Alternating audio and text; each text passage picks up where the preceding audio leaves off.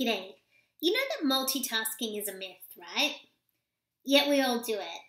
And when I think about multitasking, it sort of scares me when I do all the research. As you know, one of our books is called Attention Pays. And when I was doing my research for that, one of the scary things I found is that it takes, on average, 23 minutes to regain focus when we try and switch gears. Well, that's just crazy.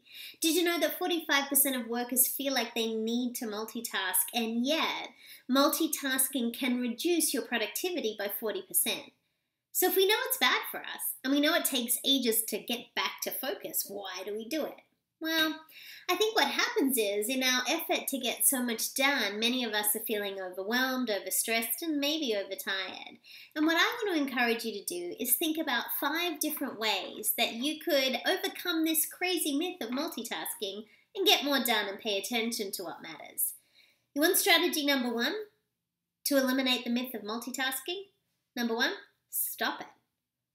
I know, it sounds silly, and yet we need to start being more conscious, because what I think is happening is we're often paying attention unconsciously instead of consciously. If you want to stop multitasking, choose. Just stop it. Strategy number 2 is to remove distractions. You see, one of the things that happens is we multitask because there's so much going on around us. One of the things I have to do is, if I really want to get something done, I have to remove all the paper and the visuals on my desk so I can just focus on the one thing. I have to close all the tabs on my computer so I'm not tempted to have a look at everything else. If you still have one of those old-fashioned inboxes on your desk, every time you glance at that, it's a reminder of all the work that you need to do. So, get rid of that. If you still have an inbox, put it behind you so that no one except you knows that when you're ready to do the work, you go and pull something from it. So strategy number 2 is remove distractions. Strategy number 3 to eliminate this whole multitasking crazy town is to use things that block the sites that take your attention.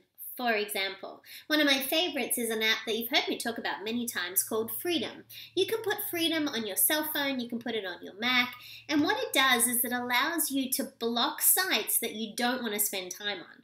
I have to do this for Facebook, Instagram, Twitter, all the things that are much more interesting than sometimes getting work done. Strategy number 4 is to change locations. I've found that, especially if I'm trying to do strategic work or more creative work, that I have to change locations. And then when I'm in a location, I can just focus on that one thing.